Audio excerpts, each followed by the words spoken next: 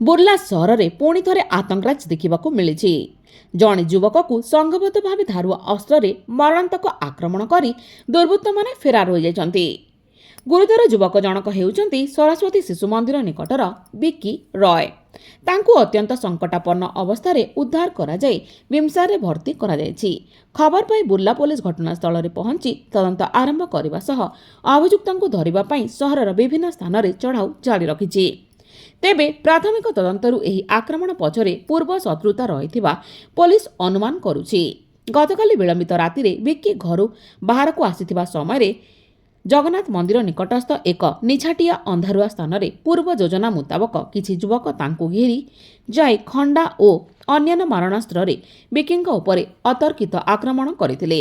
ଏହି ଆକ୍ରମଣରେ ବିକିଙ୍କ ମୁଣ୍ଡ ସମେତ ଶରୀରର ବିଭିନ୍ନ ସ୍ଥାନରେ ଗଭୀର କ୍ଷତ ହୋଇଛି। ପ୍ରଚୁର ରକ୍ତସ୍ରାବ ଯୋଗୁଁ ସେ ଘଟଣାସ୍ଥଳରେ ହିଁ ଚେତାଶୂନ୍ୟ ହୋଇ ପଡ଼ିଯାଇଥିଲେ। ସ୍ଥାନୀୟ ଲୋକେ ତାଙ୍କୁ ଉଦ୍ଧାର କରି ବିମ୍ସାରେ ଭର୍ତ୍ତି କରି ପୋଲିସକୁ ଖବର ଦେଇଥିଲେ। ଅପରପକ୍ଷରେ ଆହତ ଯୁବକ ବିକିଙ୍କ ନାମରେ ପୂର୍ବରୁ ହତ୍ୟା, ବଟି ଅସୁଲି, ମାଡ଼ପିଟ ଭଳି ଏକାଧିକ ସଙ୍ଗୀନ ଅପରାଧିକ ମାମଲା ରହିଛି ବୋଲି ପୋଲିସ କହିଛି।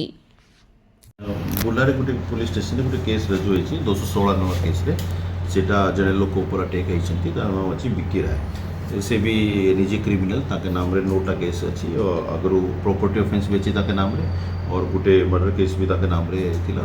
दुईटा ग्रुप मझे राइवलरी रोचंती एक्यूज भी नोन अच्छी आइडेंटिफाई हो जैसी खूब शीघ्र पुलिस धरा जीवो और तापर कार्यानुष्ठान ग्रहण करा एटा ताकर इंडिविजुअल ग्रुप को लेकिन अच्छी से इंटॉक्सिकेशन मदर कंडीशन रे थिला आपस में झगड़ा होती अटैक होती छुरी संगे।